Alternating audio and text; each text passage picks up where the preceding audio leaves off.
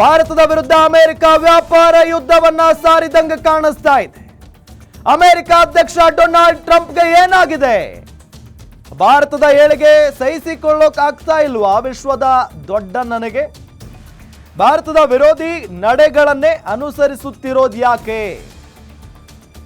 ಯುದ್ಧದ ಸಮಯದಲ್ಲಿ ವರಸೆ ಬದಲಾಯಿಸುತ್ತಾ ಅಮೆರಿಕ, ಅಂದ್ರೆ ಯುದ್ಧದ ಸಮಯದಲ್ಲಿ ವರಸೆ ಬದಲಾಯಿಸಿತ್ತು. ಭಾರತ ಪಾಕಿಸ್ತಾನದ ನಡುವೆ ಟ್ರಂಪ್ ಅವರು ಮೂಗು ತೂರಿಸಿದ್ರು. ಕದನ ವಿರಾಮವನ್ನ ಖುದ್ದು ತಾವೇ ಘೋಷಿಸಿಬಿಟ್ಟಿದ್ರು ಟ್ರಂಪ್. ಪ್ರಧಾನಿ ನರೇಂದ್ರ ಮೋದಿಗೂ ಮುನ್ನವೇ ಸುದ್ದಿಗೋಷ್ಠಿಯನ್ನ ನಡೆಸಿದ್ರು. ಭಾರತ ವಿಶ್ವದ ಎದುರು ಭವಿಷ್ಯದಲ್ಲಿ ಲೀಡರ್ ಆಗುವ ಭಯ ಕಾಡ್ತಾ ಇದೆಯಾ ಹಾಗಾದ್ರೆ ಅಮೆರಿಕಾಗೆ? ವಿಶ್ವದಲ್ಲಿ ಪ್ರಧಾನಿ ಮೋದಿ ವರ್ಚಸ್ಸು ಕಂಡು ಅಸೂಯೆ ಪಟ್ರ ಹಾಗಾದ್ರೆ ಅಮೆರಿಕದ ಅಧ್ಯಕ್ಷರು? ವ್ಯಾಪಾರದ ಹೆಸರಲ್ಲೇ ಭಾರತವನ್ನ ಕಟ್ಟಿ ಹಾಕುವಂತ ಪ್ಲಾನ್ ಏನಾದರೂ ನಡೀತಾ ಇದೆಯಾ? ಮೊನ್ನೆ ಉಗ್ರಗಾಮಿ ಪಾಕ್ಗೆ IMF ನಿಂದ ಲೋನ್ ಸ್ಯಾಂಕ್ಷನ್ ಆಯಿತು. ಪಾಕಿಸ್ತಾನದ ಮೇಲೆ ಅಮೆರಿಕ ಅಧ್ಯಕ್ಷನಿಗೆ ಯಾಕಿಷ್ಟು ಕರುಣೆ ಅನ್ನೋದು ಗೊತ್ತಾಗಬೇಕಾಗಿದೆ. ಈಗ ಭಾರತದ ವಿರುದ್ಧ ವ್ಯಾಪಾರ ಯುದ್ಧ ಸಾರಿದೆ ಅಮೆರಿಕ ಅನ್ನೋದು ಬಹಳ ಸ್ಪಷ್ಟವಾಗಿ ಗೊತ್ತಾಗ್ತಾ ಇದೆ. ಅಮೆರಿಕ ಅಧ್ಯಕ್ಷ ಡೊನಾಲ್ಡ್ ಟ್ರಂಪ್ಗೆ ಏನಾಗಿದೆ ಹಾಗಾದ್ರೆ?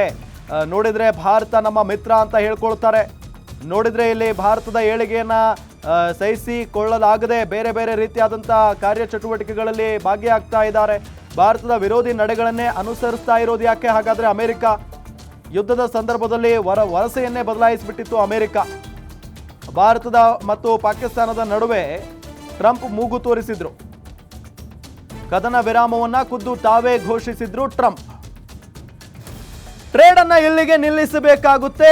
ಈ ಒಂದು ಯುದ್ಧವನ್ನ ಇಲ್ಲಿಗೆ ನಿಲ್ಲಿಸದೆ ಹೋದ್ರೆ, ಆಪರೇಷನ್ ಸಿಂಧೂರವನ್ನ ಇಲ್ಲಿಗೆ ನಿಲ್ಲಿಸದೆ ಹೋದ್ರೆ ಎರಡೂ ದೇಶಗಳ ಜೊತೆಗೆ ನಾವು ವ್ಯಾಪಾರವನ್ನ ನಿಲ್ಲಿಸಬೇಕಾಗುತ್ತೆ. ಹುಷಾರನ್ನು ನಿಟ್ಟಿನಲ್ಲಿ ಎಚ್ಚರಿಕೆಯನ್ನ ಕೊಟ್ಟಿದ್ವಿ. ಹಾಗಾಗಿನೇ ಎರಡೂ ದೇಶಗಳು ಸೈಲೆಂಟ್ ಆಗಿದ್ದಾವೆ. ಒಂದು ದೊಡ್ಡ ಗಂಡಾಂತರವನ್ನೇ ನಾನು ತಪ್ಪಿಸ್ಬಿಟ್ಟಿದ್ದೀನಿ ಅನ್ನೋ ನಿಟ್ಟಿನಲ್ಲಿ ಅಮೆರಿಕ ಅಧ್ಯಕ್ಷ ಡೊನಾಲ್ಡ್ ಟ್ರಂಪ್ ಕೊಚ್ಕೊಂಡಿದ್ರು. ಭಾರತದ ವಿರುದ್ಧ ಅಮೆರಿಕ ಟ್ರೇಡ್ ಸಮರ. ಆಪಲ್ ಕಂಪನಿಯ ಸಿಇಒಗೆ ಟ್ರಂಪ್ ವಾರ್ನಿಂಗ್ ಕೊಟ್ಟಿದ್ದಾರೆ ನೋಡಿ. ಭಾರತದಾದ್ಯಂತ ಆಪಲ್ ಸಂಸ್ಥೆ ಅಭಿವೃದ್ಧಿ ಪಡಿಸೋದು ಬೇಡ, ಭಾರತದಾದ್ಯಂತ ಆಪಲ್ ಎಸ್ಟಾಬ್ಲಿಷ್ ಬೇಡ ಅಂತ ಟ್ರಂಪ್ ಆಪಲ್ ಸಂಸ್ಥೆಯ ಮುಖ್ಯಸ್ಥರಿಗೆ ಹೇಳಿದಾರಂತೆ. ದೋಹದಲ್ಲಿ ನಡೆದ ಬಿಸಿನೆಸ್ ಸಮಾವೇಶದಲ್ಲಿ ಟ್ರಂಪ್ ಮಾತನಾಡಿದ್ದಾರೆ. ಭಾರತವನ್ನ ಸಾಕಬೇಕು ಅಂತ ಅನಿಸಿದ್ರೆ ಪರವಾಗಿಲ್ಲ ಅಂತ ಲೇವಡಿ ಮಾಡಿದ್ದಾರೆ. ಆದ್ರೆ ಭಾರತ ತನ್ನನ್ನ ತಾನು ಪೋಷಣೆ ಮಾಡಿಕೊಳ್ಳುತ್ತೆ. ಇಡೀ ವಿಶ್ವದಲ್ಲಿ ಭಾರತದಲ್ಲಿ ಉತ್ಪಾದನೆ ಸುಂಕ ಹೆಚ್ಚಾಗಿದೆ. ನಿಮಗೆ ಹೆಚ್ಚು ದುಡ್ಡು ಇನ್ವೆಸ್ಟ್ ಮಾಡಲು ಇಷ್ಟ ಇದ್ರೆ ಮಾಡಿ. ಆಪಲ್ ಸಂಸ್ಥೆಯ ಮುಖ್ಯಸ್ಥರಿಗೆ ಸಿಇಒ ಟಿಮ್ ಕುಕ್ಗೆ ಟ್ರಂಪ್ ವಾರ್ನಿಂಗ್ ಕೊಟ್ಟಿದ್ದಾರೆ. ಚೀನಾಗೆ ಪರೋಕ್ಷವಾಗಿ ಸಪೋರ್ಟ್ ಮಾಡಿದ್ದಾರೆ ಟ್ರಂಪ್ ಅನ್ನೋದು ಬಹಳ ಸ್ಪಷ್ಟ. ಇಲ್ಲಿ ಭಾರತದ ವಿರುದ್ಧ ಅಮೆರಿಕ ಟ್ರೇಡ್ ಸಮರ ಶುರು ಮಾಡಿದೆ ಅನ್ನೋದು ಗೊತ್ತಾಗ್ತಾ ಇದೆ. ಆಪಲ್ ಕಂಪನಿಯ ಸಿಇಒಗೆ ಟ್ರಂಪ್ ವಾರ್ನಿಂಗ್ ಕೊಟ್ಟಿದ್ದಾರೆ. ಈ ಅಮೆರಿಕ ಯಾರ ಪರವಾಗಿದೆ ಹಾಗಾದ್ರೆ? ಭಾರತದಾದ್ಯಂತ ಆಪಲ್ ಸಂಸ್ಥೆ ಅಭಿವೃದ್ಧಿ ಬೇಡ ಅಂತ ಹೇಳ್ತಾ ಇದ್ದಾರೆ ಇವರು. ಆಪಲ್ ಎಸ್ಟಾಬ್ಲಿಷ್ ಬೇಡವೇ ಬೇಡ ಅಂತ ಹೇಳ್ತಾ ಇದ್ದಾರೆ ಟ್ರಂಪ್ ಅವರು ಭಾಷಣದಲ್ಲಿ. ದೋಹದಲ್ಲಿ ನಡೆದ ಬಿಸಿನೆಸ್ ಸಮಾವೇಶದಲ್ಲಿ ಟ್ರಂಪ್ ಈ ರೀತಿಯಾಗಿ ಮಾತನಾಡಿದ್ದಾರೆ.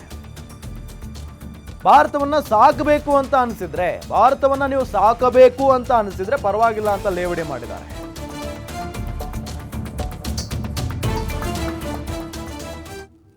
Coming in, and I had a little problem with Tim Cook yesterday. I said to him, Tim, you're my friend. I treated you very good. You're coming in with $500 billion, but now I hear you're building all over India. I don't want you building in India. You can build in India if you want to take care of India, because India is one of the highest tariff nations in the world. It's very hard to sell into India. And they've offered us a deal where basically they're willing to literally charge us no tariff. So we go from the highest tariff, you couldn't do business in India.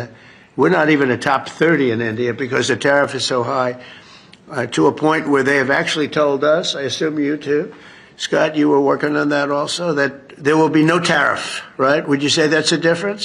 They're the highest, and now they're saying no tariff. But I said to Tim, look, we've treated you really good. We put up with all the plants that you built in China for years. Now you got to build us. We're not interested in you building in India. India can take care of themselves. They're doing very well. Yes Satish, ಎಲ್ಲೋ ಒಂದು ಕಡೆ ನಾವು ಇವರ ಮಾತುಗಳನ್ನು ಕೇಳಿಸ್ಕೊಳ್ತಾ ಇದ್ರೆ double standard ಅನ್ನೋದು ಭಾಳ ಸ್ಪಷ್ಟವಾಗಿ ಗೊತ್ತಾಗ್ತಾ ಇದೆ. ಭಾರತ ಪಾಕಿಸ್ತಾನದ ನಡುವೆ ಏನು ಯುದ್ಧದ ಕಾರ್ಮೋಡ ಸೃಷ್ಟಿಯಾದಂಥ ಸಂದರ್ಭದಲ್ಲಿ ಭಾರತಕ್ಕೆ ಸಪೋರ್ಟ್ ಮಾಡುವ ನಿಟ್ಟಿನಲ್ಲಿ ಮಾತನಾಡಿದ್ದಂಥ ಅಮೆರಿಕ ಅಧ್ಯಕ್ಷರು ಈಗ ಉಲ್ಟಾ ಹೊಡೆದಿದ್ದಾರೆ. ಹಾಗಾದ್ರೆ ಏನಾಗಿದೆ ಇವರಿಗೆ? ಭಾರತದ ಏಳಿಗೆ ಸಹಿಸೋಕ್ಕಾಗ್ತಾ ಇಲ್ವಾ ಅಂತ? ಟ್ರಂಪ್ ಮಾತುಗಳನ್ನು ಸೀರಿಯಸ್ ಆಗಿ ತಗೊಬಾರ್ದು ಅನ್ನೋದಕ್ಕೆ ಮತ್ತೊಂದು ಸಾಬೀತು ಈ ಒಂದು ಮಾತುಗಳು. ಭಾರತದಲ್ಲಿ ಟ್ರೇಡ್ ಮಾಡಬೇಡಿ ಅಂದರೆ ವ್ಯಾಪಾರ ಮಾಡಬೇಡಿ, ಭಾರತದಲ್ಲಿ ಆ್ಯಪಲ್ ಕಂಪ್ನಿಯನ್ನು ಯಾಕೆ ಎಕ್ಸ್ಪ್ಯಾನ್ಷನ್ ಮಾಡ್ತೀರಾ ಅನ್ನೋ ರೀತಿಯಾಗಿ ಮಾತನಾಡಿದ್ದಾರೆ. ಈ ರೀತಿಯ ಒಂದು ಹೇಳಿಕೆ ನೋಡ್ತಾ ಇದ್ದಾರೆ. ಒಂದು ಕಡೆ ಪಾಕಿಸ್ತಾನ ಉಗ್ರರನ್ನ ಬಿಟ್ಟು ಭಾರತದ ಮೇಲೆ ಪರೋಕ್ಷವಾಗಿ ಯುದ್ಧ ಮಾಡ್ತಾ ಇದ್ದಾರೆ. ಅಮೆರಿಕದ ಅಧ್ಯಕ್ಷ ಡೊನಾಲ್ಡ್ ಟ್ರಂಪ್ ಒಂದು ರೀತಿ ವ್ಯಾಪಾರ ಯುದ್ಧವನ್ನು ಮಾಡ್ತಾ ಇದ್ದಾರೆ ಭಾರತದ ಮೇಲೆ ಅನ್ನೋದು ಸ್ಪಷ್ಟವಾಗ್ತಾ ಇದೆ. ನಾವು ಹಿಂದೆ ಎರಡು ದಿನ ಹಿಂದಕ್ಕೆ ಹೋದರೆ ನಾವು ಟರ್ಕಿ ವಿಚಾರವಾಗಿ ಮಾತಾಡಬೇಕಾದ್ರೆ ಟರ್ಕಿಯ ಏನು ಶಸ್ತ್ರಾಸ್ತ್ರಗಳು ಪಾಕಿಸ್ತಾನಕ್ಕೆ ಹೋಗ್ತಾ ಇತ್ತು. ಆದರೆ ಮತ್ತೊಂದು ವಿಚಾರ ಏನಪ್ಪ ಅಂದರೆ ಬಹುತೇಕ ಅಮೆರಿಕದ ಎಲ್ಲ ಶಸ್ತ್ರಾಸ್ತ್ರಗಳ ಶೇಖರಣೆ ಆಗಿರೋದು ಟರ್ಕಿಯಲ್ಲೇ. ಅದು ಕೂಡ ಒಂದು ರೀತಿಯ ಅನುಮಾನಕ್ಕೆ ಕಾರಣ ಆಗ್ತಾ ಇದೆ. ಅಮೇರಿಕದಿಂದ ಟರ್ಕಿಗೆ ಶಸ್ತ್ರಾಸ್ತ್ರ ಪೂರೈಕೆ ಆಗುತ್ತೆ. ಅಮೇರಿಕದ ಶಸ್ತ್ರಗಳ ಏನು ಶೇಖರಣೆ ಇರ್ತಕ್ಕಂಥ ಕಾರ್ಯಾಗಾರ ಏನಿದೆ ಅದು ಕೂಡ ಟರ್ಕಿಯಲ್ಲಿದೆ. ಅದೇ ಟರ್ಕಿಯ ಶಸ್ತ್ರಾಸ್ತ್ರಗಳು ಒಂದು ಕಡೆ ಪಾಕಿಸ್ತಾನಕ್ಕೆ ಹೋಗುತ್ತೆ. ಪಾಕಿಸ್ತಾನದ ಸೇನೆ ಟರ್ಕಿಯ ಡ್ರೋನ್ಗಳನ್ನು ಬಳಸಿ, ಟರ್ಕಿಯ ಮಿಸೈಲ್ಸನ್ನು ಬಳಸಿ ಭಾರತ ಮೇಲೆ ಅಟ್ಯಾಕ್ ಮಾಡ್ತಾರೆ. ಎಲ್ಲೋ ಒಂದು ಕಡೆ ಪಾಕಿಸ್ತಾನಕ್ಕೆ ಅಮೇರಿಕ ಪರೋಕ್ಷವಾಗಿ ಸಪೋರ್ಟ್ ಮಾಡ್ತಿದೆಯಾ ಅನ್ನೋ ಒಂದು ಗುಮಾನಿ ಅನುಮಾನ ಇತ್ತು. ಇದನ್ನು ನೋಡ್ತಾ ಇದ್ದರೆ ಒಂದು ಕಡೆ ಭಾರತದಲ್ಲಿ ಆ್ಯಪಲ್ ಕಂಪ್ನಿ ಯಾಕೆ ನೀವು ಸಾಕಷ್ಟು ಘಟಕಗಳನ್ನು ಮಾಡ್ತೀರಾ, ಅಲ್ಲಿ ಯಾಕೆ ಬಿಸ್ನೆಸ್ ಮಾಡ್ತೀರಾ ನೀವು? ಭಾರತ ತನ್ನ ಸ್ವಂತಿಕೆಯಿಂದ ಅಭಿವೃದ್ಧಿ ಆಗುತ್ತೆ, ಅವ್ರನ್ನ ದೇಶ ಕಟ್ಕೊಳ್ಳೋದು ಗೊತ್ತು ಅಂತ ಹೇಳಿದರೆ ಡೆಫಿನೆಟ್ಲಿ ಯಾವುದೇ ಅಮೇರಿಕ, ಯಾವುದೇ ಟ್ರಂಪ್ ಭಾರತಕ್ಕೆ ಅನಿವಾರ್ಯ ಅಲ್ಲ, ಬೇಕಾಗಿಲ್ಲ.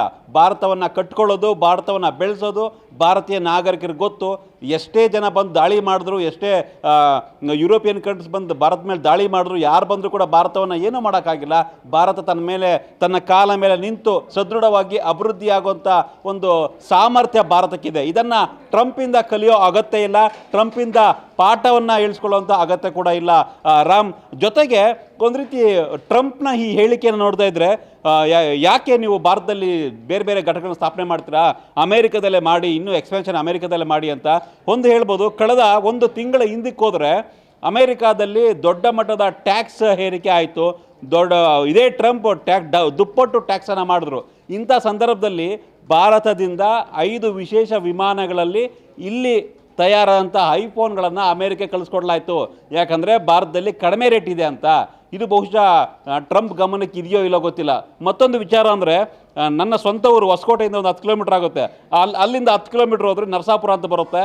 ನರಸಾಪುರದಲ್ಲಿ ಇಂಡಸ್ಟ್ರಿಯಲ್ ಏರಿಯಾ ಇದೆ, ಅಲ್ಲಿ ಐಫೋನ್ ಘಟಕ ಇದೆ, ಐಫೋನ್ ತಯಾರಿಕಾ ಘಟಕ ಇದೆ. ನಮ್ಮೂರಿಂದ ಹಾರ್ಡ್ಲಿ ಒಂದು 10 ಕಿಲೋಮೀಟ್ರ್ ಆಗುತ್ತೆ. ಅಲ್ಲಿ ತುಂಬ ಜನ ಸುಮಾರು ಒಂದು 15,000 ಜನ ಕೆಲಸ ಮಾಡ್ತಾರೆ ಆ ಒಂದು ಕಂಪ್ನಿಯಲ್ಲಿ. ಎಲ್ಲರಿಗೂ ಕೊಡೋ ಸ್ಯಾಲ್ರಿ 12,000ದಿಂದ 18,000 ರೂಪಾಯಿ ಸ್ಯಾಲ್ರಿ ಇದೆ ಅಲ್ಲಿ. ಇಡೀ ಭಾರತದ ಬೇರೆ ಬೇರೆ ರಾಜ್ಯಗಳಿಂದ ಅಲ್ಲಿ ಕೆಲಸ ಮಾಡ್ತಾರೆ. ಇದೇ ಐಫೋನ್ ತಯಾರು ಮಾಡುವಂಥ ಕಂಪ್ನಿ ಅದು, ಟಾಟಾದವರ ಬ್ರಾಂಚ್ ಅದು. ಸೊ ಐಫೋನ್ ಏನು ಬಿಡಿ ಭಾಗಗಳಿದೆ ಅದೆಲ್ಲ ತಯಾರಾಗೋದು ನಮ್ಮ ಹೊಸಕೋಟೆಯಿಂದ ನರಸಾಪುರ ಅಂತ ಬರುತ್ತೆ, ಅಲ್ಲಿ ಒಂದು ಕಂಪ್ನಿ ಇದೆ.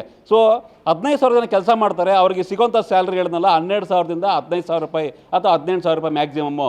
UPಯಿಂದ ಕೆಲಸ ಮಾಡ್ತಾರೆ, ಬಿಹಾರಿಂದ ಬಂದು ಕೆಲಸ ಮಾಡ್ತಾರೆ, ಕೇರಳ, ಆಂಧ್ರ, ತೆಲಂಗಾಣ, ತಮಿಳುನಾಡು ಎಲ್ಲ ರಾಜ್ಯಗಳಿಂದ ಬಂದು ಅಲ್ಲಿ ಕೆಲಸ ಮಾಡ್ತಾ ಇದ್ದಾರೆ. ಅವರಿಗೆ ಸಂಬಳ ಬಂದು 15,000ದಿಂದ 18,000 ರೂಪಾಯಿ ಇದೆ. ಅಂದರೆ ಭಾರತದಲ್ಲಿ ಉದ್ಯೋಗ ಅವಕಾಶನ ಕೊಡ್ತೀವಿ ಅಂತ ಏನು ಹೇಳ್ತಿದ್ದಾರೆ ಅಮೆರಿಕದ ಕಂಪ್ನಿನೋ ಅಥವಾ ಆ್ಯಪಲ್ ಕಂಪ್ನಿನೋ ನಾವು ತಯಾರು ಮಾಡಿಬಿಡ್ತಿದ್ದೀವಿ, ಭಾರತವನ್ನು ಉದ್ಧಾರ ಮಾಡ್ತಿದ್ದೀವಿ ಅಂತ ನಾಚಿಕೆ ಆಗಬೇಕು ಅವ್ರಿಗೆ. ಸೊ ಭಾರತವನ್ನು ಉದ್ಧಾರ ಮಾಡೋಂಥ ಯೋಗ್ಯತೆ ಅವ್ರಿಗಿಲ್ಲ, ಭಾರತವನ್ನು ಉದ್ಧಾರ ಮಾಡೋಂಥ ಒಂದು ಅರ್ಹತೆ ನಮಗೆ ಇದೆ. ಈ ಒಂದು ಫೋನ್ ಐಫೋನನ್ನು ತಯಾರು ಮಾಡಬೇಕಂದ್ರೆ ಅಮೇರಿಕಾದಲ್ಲಿ ಯಾರೂ ಅವ್ರಿಗೆ ಲೇಬರ್ಸ್ ಇಲ್ಲ. ಅಮೇರಿಕಾದಲ್ಲಿ ಈ ರೀತಿಯ ಅವ್ರ ಐಫೋನ್ ತಯಾರಿಕೆ ಘಟಕಗಳೇನಿದ್ದಾವೆ ಅಮೇರಿಕಾದಲ್ಲಿ ಅವ್ರು ಕೊಡೋ ಸಣ್ಣ ಪುಟ್ಟ ಸ್ಯಾಲ್ರಿಗೆ ಯಾರೂ ಕೆಲಸಕ್ಕೂ ಸಿಗೋದಿಲ್ಲ, ಅಲ್ಲಿ ಕೆಲಸ ಮಾಡೋಕ್ಕೆ ಜನನೇ ಸಿಗೋದಿಲ್ಲ ಅಷ್ಟೊಂದು ಕಡಿಮೆ ಸ್ಯಾಲ್ರಿಗೆ. ಬಟ್ ಭಾರತದಲ್ಲಿ ಅಷ್ಟೊಂದು ಕಡಿಮೆ ಸ್ಯಾಲ್ರಿ ಕೊಟ್ಟು ಅವ್ರು ದುಬಾರಿ ಫೋನ್ಗಳನ್ನು ತಯಾರು ಮಾಡ್ಕೊಳ್ತಾ ಇದ್ದಾರೆ ರಾಮ್. ಯಾವುದೇ ಕಾರಣಕ್ಕೂ ಅಮೇರಿಕಾದಲ್ಲಿ ಈ ಐಫೋನ್ ಕಂಪ್ನಿಗಳು ಮತ್ತಷ್ಟು ದೊಡ್ಡ ಮಟ್ಟದಲ್ಲಿ ಬೆಳೆಯೋಕ್ಕೆ ಸಾಧ್ಯ ಇಲ್ಲ. ಆಮೇಲೆ one of the big market India, 140 ಕೋಟಿ ಜನಸಂಖ್ಯೆ ಇದೆ. ಚೀನಾ ಬಿಟ್ಟರೆ ಚೀನಾದಲ್ಲಂತೂ ಐಫೋನ್ ಯೂಸ್ ಮಾಡಲ್ಲ, ಯಾಕಂದರೆ ಅವ್ರದ್ದೇ ಸಾವಿರಾರು ಕಂಪ್ನಿ ಬ್ರ್ಯಾಂಡ್ಗಳಿದ್ದಾವೆ ಚೀನಾದಲ್ಲಿ. ಅಮೇರಿಕಾ ಬಿಟ್ಟರೆ ಅತಿ ದೊಡ್ಡ ಮಾರ್ಕೆಟು ಐಫೋನ್ಗೆ ಅಥವಾ ಅಮೇರಿಕಾದ ಯಾವುದೇ ಒಂದು ಕಂಪ್ನಿ ಆಗಿರ್ಬೋದು. ಭಾರತ ಬೇಕೇ ಬೇಕು ಅವ್ರಿಗೆ. ಭಾರತದಿಂದ ಐಫೋನ್ ಕಂಪ್ನಿ ಕಾಲು ಕಿತ್ತು ಹೊರಗಡೆ ಹೋದರೆ ಭಾರತಕ್ಕೆ ನಷ್ಟ ಇಲ್ಲ. ಭಾರತವನ್ನು ಉದ್ಧಾರ ಮಾಡ್ತೀವಿ, ಬಿಲ್ಡ್ ಮಾಡ್ತಂತ ಯಾರೂ ಬಂದಿಲ್ಲ. ಭಾರತದಲ್ಲಿ ಅವ್ರ ಕಂಪ್ನಿ ಸ್ಥಾಪನೆ ಮಾಡಿ ದುಡ್ಡು ಮಾಡೋಕ್ಕೆ ಬಂದಿದ್ದಾರೆ ಹೊರತು ಯಾರು ಭಾರತದ ಪರ ಸೇವೆ ಮಾಡ್ತೀವಿ, ಭಾರತವನ್ನು ಉದ್ಧಾರ ಮಾಡ್ತೀವಿ ಅಂತ ಯಾರು ಆಗಲ್ಗನ್ಸ್ ಕಾಣೋ ಅವಶ್ಯಕತೆ ಇಲ್ಲ. ಟ್ರಂಪ್ನ ಮಾತುಗಳು ಕೇಳಿದ್ರೆ ಒಂದು ರೀತಿ ಮೆಂಟ್ಲಿ ಹಿಡಿದಿದೆ ಟ್ರಂಪ್ಗೆ ಅಂತ ಹೇಳ್ಬೋದು. ನಾವು ಲಾಸ್ಟ್ ಟೈಮು ನಮ್ಮದೇ ಟಿ ವಿಯಲ್ಲಿ ಮಾಡಿದ ಒಂದು ಮೆಂಟಲ್ ಟ್ರಂಪ್ ಅಂತ, ಆ ಥರ ಪ್ರತಿಯೊಂದು ಮಾತಲ್ಲೂ ಕೂಡ ಟ್ರಂಪ್ಗೆ ಒಂದು ರೀತಿ ಹುಚ್ಚಾಟದ ಪರಮಾವಧಿ ಅಂತ ಹೇಳ್ಬೋದು ರಾಮ್ ಇದೆಲ್ಲ. ಎಸ್ ಮತ್ತೊಂದು ಕಡೆ ನಮ್ರತಾ, ಭಾರತ ವಿಶ್ವದ ಎದುರು ಭವಿಷ್ಯದಲ್ಲಿ ಲೀಡರ್ ಆಗುವ ಭಯ ಅಂತೂ ಅಮೆರಿಕದ ಅಧ್ಯಕ್ಷರಿಗೆ ಕಾಡ್ತಾ ಇದೆ ಅನ್ನೋದು ಭಾಳ ಸ್ಪಷ್ಟ. ಒಂದು ಕಡೆ ಟ್ರೇಡ್ ವಾರ್ ಏನು ಶುರು ಮಾಡಿದ್ದಾರೆ, ಪದೇ ಪದೇ ಭಾರತದ ವಿರುದ್ಧ ಒಂದು ಕಡೆ ವ್ಯಂಗ್ಯ ಮಾಡೋದು ನಡೀತಾನೇ ಇದೆ. ಈಗ ವಿಶ್ವದಲ್ಲಿ ಪ್ರಧಾನಿ ಮೋದಿಯವರ ವರ್ಚಸ್ಸು ಒಂದು ಕಡೆ ಬೇರೆ ಲೆವೆಲ್ಗೆ ಹೋಗ್ತಾ ಇದೆ. ಇದನ್ನ ಕಂಡು ಏನಾದರೂ ಅಸೂಯೆ ಪಟ್ಕೊಳ್ತಾ ಇದ್ದಾರಾ ಅಮೆರಿಕ ಅಧ್ಯಕ್ಷರು? ಖಂಡಿತವಾಗ್ಲೂ ರಾಮ್, ಯಾಕಂತಂದ್ರೆ ಟ್ರಂಪ್ ಯಾವ ರೀತಿ, ಅವರ ವ್ಯಕ್ತಿತ್ವ ಯಾವ ರೀತಿ ಅನ್ನೋದನ್ನ ಇಡೀ ವಿಶ್ವವೇ ನೋಡಿದೆ. ಯಾವ ಟೈಮಲ್ಲಿ ಆ ಮನುಷ್ಯ ಏನು ಬೇಕಾದರೂ ಮಾಡ್ಬೋದು. ಅದರಲ್ಲೂ ಕೂಡ ಈ ಸಲ ಅವರು ಅಧಿಕಾರಕ್ಕೆ ಬಂದ ನಂತರದಿಂದ ಏನೇನೆಲ್ಲ ಅವರು ನಿರ್ಧಾರಗಳನ್ನ ತೆಗೆದುಕೊಳ್ತಾ ಇದ್ದಾರೆ. ಭಾರತದ ನಿವಾಸಿಗಳನ್ನ ಕೂಡ ವಾಪಸ್ ಕಳಿಸೋದು ಅಥವಾ ಅಕ್ರಮ ವಲಸಿಗರನ್ನ ವಾಪಸ್ ಕಳಿಸೋದಿರ್ಬೋದು.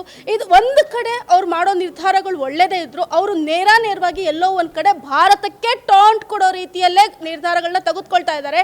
ಆಗ ಒಮ್ಮೆ ನಾವು ಭಾರತ ನಮ್ಮ ರಾಷ್ಟ್ರ, ನಮ್ಮ ಸ್ನೇಹಿ ರಾಷ್ಟ್ರ ಅನ್ನೋ ಕಾರಣಕ್ಕೆ ನಾವು ಅವ್ರಿಗೇನು ಸುಮ್ಮನೆ ಬಿಟ್ಬಿಡಲ್ಲ, ಅವ್ರಿಗೆ ಜಾಸ್ತಿ ಟ್ಯಾಕ್ಸ್ ಹಾಕ್ತೀವಿ, ಯಾಕಂದರೆ ವಿಶ್ವದಲ್ಲಿ ನಂಬರ್ 1 ಟ್ಯಾಕ್ಸ್ ಹಾಕ್ತಾರೆ ಅಂತೆಲ್ಲ ಹೇಳಿದರು. ವಿಶ್ವದ ಮುಂದೆ ಭಾರತವನ್ನು ಆಗಾಗ ಕೀಳು ಮಟ್ಟದಲ್ಲಿ ಮಾಡೋದಕ್ಕೆ ಟ್ರೈ ಮಾಡ್ತಾರೆ. ಬಟ್ ಭಾರತನ ಅವ್ರು ಯಾವುದೇ ರೀತಿಯಲ್ಲೂ ಯಾವುದೇ ಒಂದು ಲೀಡರ್ ಬಂದರೂ ಕೂಡ ಭಾರತಕ್ಕೆ ಏನು ಒಂದು ಸ್ಟ್ಯಾಂಡ್ ಇದೆಯೋ ಇದ್ದೇ ಇರುತ್ತೆ. ಬಟ್ ಇವಾಗ ಮೋದಿ ಅವರು ವಿಶ್ವಗುರು ಅಥವಾ ವಿಶ್ವದಲ್ಲಿ ಎಲ್ಲೇ ಹೋದರೂ ಮೋದಿ ಅವರಿಗೆ ಸಿಗ್ತಿರುವಂತಹ ಒಂದು ರೆಸ್ಪಾನ್ಸ್ ಏನಿದೆ ಅದನ್ನು ನೋಡಿ ಸಹಿಸ್ಕೊಳ್ಳೋಕ್ಕಾಗ್ತಿಲ್ಲ. ಎಲ್ಲೋ ಒಂದು ಕಡೆ ಟ್ರಂಪ್ಗೆ ಅನ್ನೋದು ಮೇಲ್ನೋಟಕ್ಕೆ ಗೊತ್ತಾಗ್ತಿದೆ.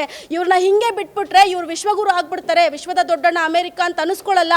ಆ ಒಂದು ನಿಟ್ಟಿನಲ್ಲೂ ಕೂಡ ಡೊನಾಲ್ಡ್ ಟ್ರಂಪ್ ಒಂದಷ್ಟು ಈ ರೀತಿಯಾದಂತಹ ಒಂದು ಸ್ಟೇಟ್ಮೆಂಟ್ಗಳನ್ನ ಕೊಡೋದಿರ್ಬೋದು ಅಥವಾ ನಿರ್ಧಾರಗಳನ್ನ ಮಾಡೋದಿರ್ಬೋದು. ಈಗ ನೀವು ನೋಡಿರ್ಬೋದು, ಉಗ್ರಗಾಮಿ ಅಟ್ಯಾಕಲ್ಲೂ ಕೂಡ ಭಾರತದ ವಿರುದ್ಧ ಅವರ ನಿಲುವಿತ್ತು ಹೊರತು ಭಾರತದ ಪರ ಇರಲಿಲ್ಲ. ಇನ್ನೊಂದು ನಮ್ಮ ಪ್ರಧಾನಮಂತ್ರಿ ಮೋದಿ ಅವರು ಸುದ್ದಿಗೋಷ್ಠಿ ಮಾಡೋಕೆ ಮುಂಚೆನೆ ತರಾತುರಿಯಲ್ಲಿ ಬಂದು ಅವರೊಂದು ಪ್ರೆಸ್ ಮೀಟ್ ಮಾಡ್ಬಿಟ್ಟು ಹೇಳ್ಬಿಡ್ತಾರೆ, ನನ್ನಿಂದನೇ ಯುದ್ಧ ನಿಲ್ತು, ನಾನೇ ಯುದ್ಧ ನಿಲ್ಲಿಸ್ಬಿಟ್ಟೆ. ಅಂದರೆ ವಿಶ್ವದಲ್ಲಿ ನಾನು ವಿಶ್ವಗುರು ಅಂತ ಕರೆಸ್ಕೊಳ್ಳುವಂಥ ಒಂದು ವ್ಯಾಮೋಹ, ಒಂದು ಆಸೆ ಡೊನಾಲ್ಡ್ ಟ್ರಂಪ್ ಅವ್ರಿಗಿದೆ.